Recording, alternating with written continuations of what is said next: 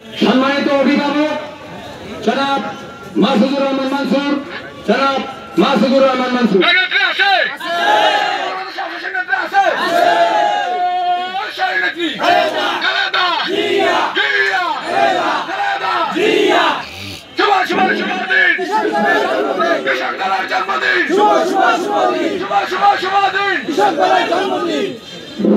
বিসমিল্লাহির রহমানির রহিম।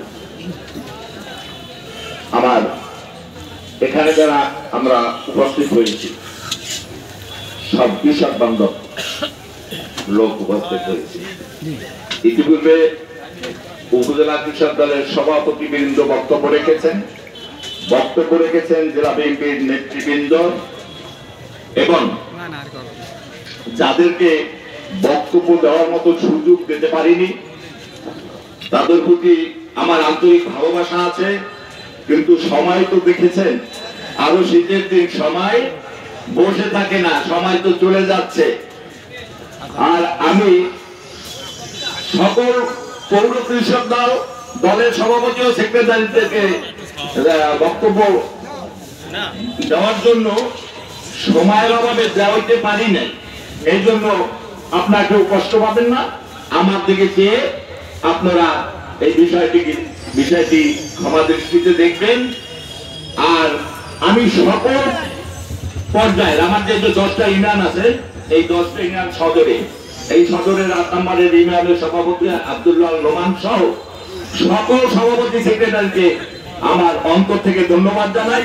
কথা এই যে দূর দূরান্ত থেকে যে সব উপজেলার কৃষক দলের সভাপতি, পৌর দলের সভাপতি এই মিটিংকে সুন্দর ও সাফল্যমণ্ডিত করেছেন, সকলকে আমি আন্তরিক ধন্যবাদ ও শুভেচ্ছা জানাই। আমরা মাঠে কেন? এমন একটা দিন গেছে ভাই, এইখানে 50 জন লোক আমরা এমন একটা দিন গেছে রাতে আমরা বাসায় ঘুমাতে পারি না। এমন একটা দিন গেছে যদি চুরি করে ভাত খাওয়ার জন্য বাসায় উঠতাম, যদি কোনো দরজায় পাবলিক জায়গায় ঠকঠাক করতো, ভাতের থাল থাকতো টেবিলে, আমরা দৌড়ে যেতাম বাড়ি। এই ছিল দেশের গণতন্ত্র, এই ছিল দেশের মানুষের মূল্যবোধ। আপনারা ভয় পান? ভয় পাইলেন না। ভারত আমাদের কিছু করতে পারবে না। এই স্বাধীন দেশে হামলা করার অধিকার কেউ নেই। ওদের যে জনসংখ্যা আছে, আমরা 18 কোটি থেকে 20 কোটি মানুষ এদেশে বেঁচে আছি। আমরা এই দেশকে রক্ষা করার জন্য কাঁধে কাঁধ মিলিয়ে রক্ত দেব। 1971 সালে স্বাধীনতা যুদ্ধে ভারত বলে যে আমাদের 17,000 সৈন্য এই স্বাধীনতার যুদ্ধে আমরা হত্যা করে মৃত্যুবরণ করেছে। তাদের স্বার্থে মৃত্যুবরণ করেছে, আমাদের স্বাধীনতার জন্য নয়। আমাদের 2টা ব্যতিক্রমী রাষ্ট্রকে পৃথক করে দিয়েছে, আমাদের শক্তিকে ছোট করে দিয়েছে। আজকে আমাদের বর্ডারে মানুষ মারে, এমন দিন নেই বাংলাদেশ বর্ডারে শেখ হাসিনা 17 বছর ক্ষমতায় থাকতে এমন দিন নেই যে 2-3 মানুষকে হত্যা না করছে। একটা স্বাধীন দেশের প্রধানমন্ত্রী হয়ে তিনি 1 ঘন্টার জন্য প্রতিবাদের আয়োজন করতে পারেন নাই। কেন পারেন নাই জানেন? তারা এই দেশের ক্ষমতায় ছিল ভারতের নির্লজ্জার মাধ্যমে ভোটারবিহীন সরকার। আপনারা ভাই কোনদিন শুনেছেন বউ যদি তালাক দেয় সেই বউ ফিরে আসে? কোথাও শুনছেন? বাংলাদেশের একটি সরকারের সম্পূর্ণ সংসদ সদস্য সহ এবং 17 বছরের যত সংসদ সদস্য আওয়ামী লীগের অবৈধভাবে নির্বাচিত হয়েছে, একদিনে সব পালিয়ে গেছে। ইতিহাসে কোথাও নাই ভাইরা। সরকার জনগণের রোষে পরে পালাইয়ে গেলে সেই সরকার আবার সেই দেশে ফিরে আসতে পারছে। ভারতের খাদ্যরাও শুরু হয়েছে। এই শেখ হাসিনা বলেছে যে আমি এই 17 বছরে ভারতকে যা দিয়েছি, ভারত আজীবন সেটা মনে রাখবে। জ্বালা, ভারতের গালি জ্বালা, ব্যবসা বন্ধ হয়ে গেছে, বাণিজ্য বন্ধ হয়ে গেছে, টাকা পয়সা লুট করে নেওয়ার সময় শেষ হয়ে গেছে। ভারতে হোটেলে মাছি ঘুমায়, ডাক্তাররা কলম চাবায়, আর সেই আশা তাদের আর একটা জিনিস খেয়াল করছেন, এই ভারত আমাদেরকে এই সেখানে শেখ হাসিনাকে টিকাইয়া রেখে এই দেশ থেকে বিলিয়ন বিলিয়ন কোটি টাকা ব্যবসা করে দিয়েছে। আমি আর আপনাদের ধৈর্য ছুটি করতে চাই না। আমিও শারীরিকভাবে অসুস্থ। এমন একটা আয়োজন যারা করেছে তাদেরকে আমি আন্তরিকভাবে আবারও ধন্যবাদ জানাই। আমার শারীরিক অবস্থা তো ভালো না, তাহলে কাল সকালে নামাজ পড়ে এখানে আসছি। এই যে রেজুল সাহেব ছিল আমাদের সাবেক সাংগঠনিক সম্পাদক, তাকে আমি ব্যক্তিগতভাবে ধন্যবাদ জানাই। মামা সালে ফারুক সাহেব, অ্যাডভোকেট রুহুল আমিন সাহেব, যারা সিনিয়র নেতৃবৃন্দ এখানে আছে তাদেরকে ধন্যবাদ জানাই। এই কারণে দলের প্রেমে দলের টানে এখানে ফিরে আসছে। রেজুল কার হইতেই আমাদেরকে যথেষ্ট সহযোগিতা করছে। ভোরে 20 জন লোকের নাস্তা হয়েছে। এই 20 জন লোক যারা এখানে আসছিলাম এই কর্মকাণ্ড করার জন্য, তাদেরকে ফুল ফিল একটা নাস্তা করাইছে। এই জন্য আন্তরিক ভাবে ধন্যবাদ জানাই। শুধু মামা বাকি রয়েছে, মামা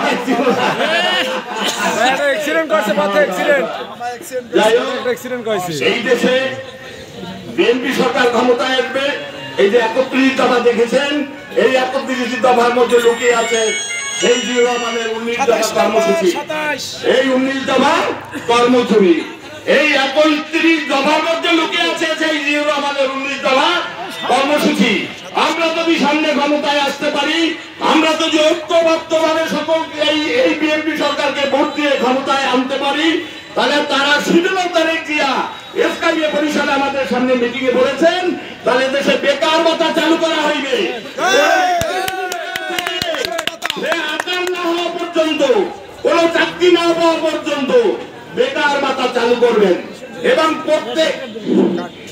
প্রত্যেক ঘর প্রতি রেশন কার্ডের ব্যবস্থা করবেন, ফ্যামিলি কার্ড ব্যবস্থা করবেন এবং কৃষিকাজের সকল উপকরণ কৃষকদের জন্য সুলভ মূল্যে দেওয়ার ব্যবস্থা করবেন। আরো অনেক কিছু আছে। আমাদের প্রত্যেক ইউনিয়নে আমরা সমাবেশ শুরু হইবে, কৃষি সমাবেশ। 12 পৃষ্ঠার একটা কাগজ আছে, ওরা তারেক জিয়া এবং এই যারা কৃষির উপরে গবেষণা করেছে বিএনপি ক্ষমতা আসলে কি কি করবে সেই সব কাগজপত্র আপনারা পড়বেন এবং আপনারা শুনবেন। আমার এই কৃষক দলের সকল পর্যায়ে নেতা কর্মীদেরকে ইউনিয়ন হইতে ওয়ার্ড হইতে আপনারা সহযোগিতা করবেন। তারেক জিয়া আমাদের দেশে অতি সত্তরই ফিরে আসতেছে। তারেক জিয়াকে বাধা দিয়ে রাখার মতো আর শেখ হাসিনার আর কোন ক্ষমতা নাই। আমরা মুসলমান, আমরা ঈমান এবং আকীদায় বিশ্বাসী। একটা জিনিস খেয়াল করছেন, যেদিন পলাই যাবে তার আগের রাত্র আমি ঢাকা। আমার একজন আমার ছোটবেলার মেয়ের জামাই আছে, একজন ব্রিগেডিয়ার জানেন আব্দুল্লাহ নাম, ওর বাসায় ছিলাম। আর দিনে একটু হইউল্লাহ ওই ছাত্রদের সাথে মিছিল করতাম। ও আমাকে ভুতি রাখতে আসলেই বলতো যে মামা ভয় পাই নেওয়া শেখ হাসিনা যাইবে। আর মেয়েরা বুঝতে পারছে যে শেখ হাসিনা ভাইটা একটা দুঃখিত। এদেশের সকল পুলিশ বাহিনী, এদেশের সকল পুলিশ বাহিনী জনগণের অর্থে লালিত, আর্মি অর্থে লালিত, সকল প্রশাসন জনগণের অর্থে লালিত। তারা আমাদের পিপল সার্ভেন্ট জনগণের চাকর হয়ে এই 17 বছর আমাদের সাথে যে ব্যবহার করেছে তার আমারটা খাইয়া আমারটা পড়িয়া আমাদের সাথে যে ব্যবহার করেছে এটা দুঃখজনক। আপনারা সেই সেই ব্যবহার করতে আর দেবেন না। দরকার হয় কান্দে হাত দেবেন, দরকার হয় গালে হাত দেবেন।